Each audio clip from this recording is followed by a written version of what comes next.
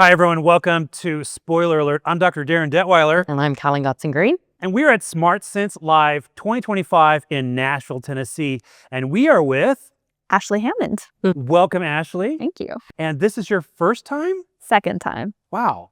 Well, for those in the audience who have no idea who you are, what do you do and who are you with? So I am the assistant manager of food safety at the Hershey Entertainment Complex.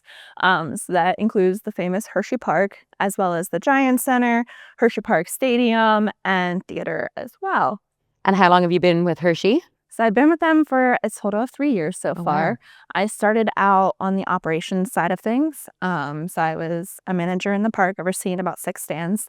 And I was actually going to leave the company because it was not giving me a good work-life balance. And then the food safety manager at the time came to me and she said, "Hey, I have this position I want to fill. You should apply for it." I said, "All right."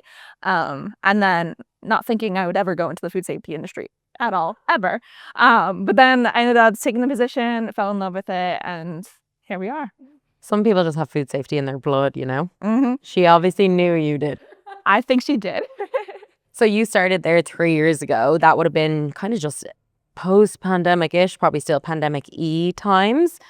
Do you think that over those 3 years you've seen massive changes with regards to technology in the food safety world, or has that always kind of been a focus for Hershey, or what are you seeing? It really was not a focus until I got my position in food safety, which was like 2 years ago.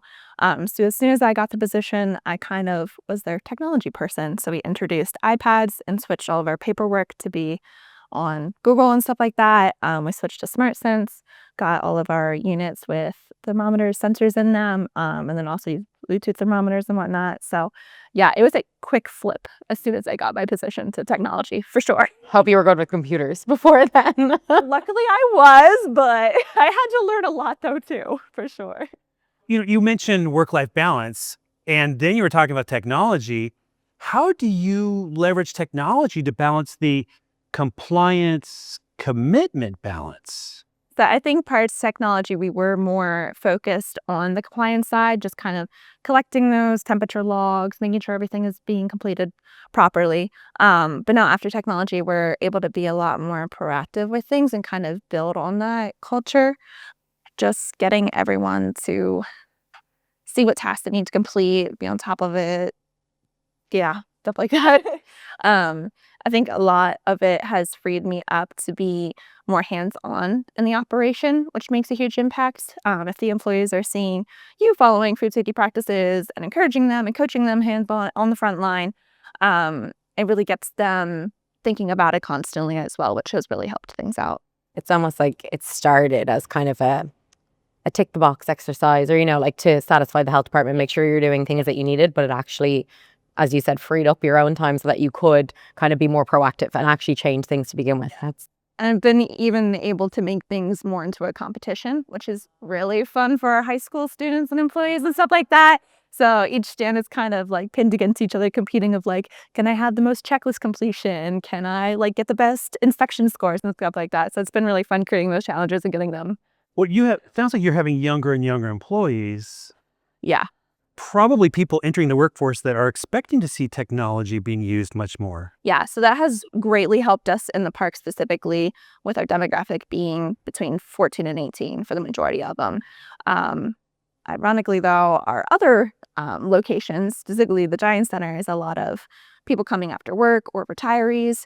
So we've had to do a lot of technology training over there, which was definitely a challenge for sure that I did not expect to have to do, but we're getting there. They're learning how to use an iPad for sure. It's that whole digital divide, the people that grew up with the technology and the people that literally are coming into an age where now they have to use it for the first time. Exactly. We got both, best of both worlds. Again, thank you for talking with us here on Spoiler Alert, but we want to kind of throw Spoiler Alert onto your shoulders. What is something that is on your radar? What is something that is a new concern or something that is out there on the horizon that you are kind of saying, hey, team, we need to be prepared for this? I think I'm going to take this question a little bit different than what you guys were expecting. But I think one of the greatest challenges that we actually face is based off of technology. So specifically for me, and I touched on this a little bit earlier, my role became heavily technology based. So it flipped and I had to become knowledgeable in all things technology. I was basically tech support. If an iPad went down in the park, I was out fixing it, or any of our like label printers or SmartSense sensors, any of that, I was out.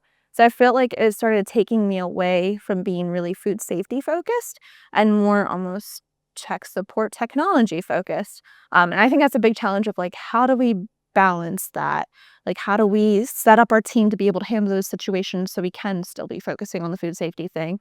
And is technology actually more beneficial with all the things that happen with it? You know, it sounds like our theme we've uncovered is balance. Work-life, Yep.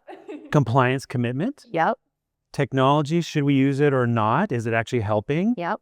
Even the idea of employees who are young and they've grown up in an age of technology, and those who are now older and coming into using technology. So when we talk about technology, when we talk about food safety, we have to consider a lot of things in terms of how do we justify the balancing act. Yeah, exactly.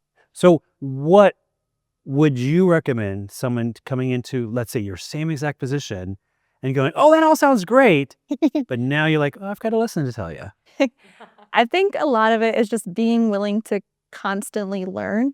There's so many people with so much knowledge and so much more experience than you. Be willing to find that mentor, find that person to really invest in you, and just, constantly learn with it.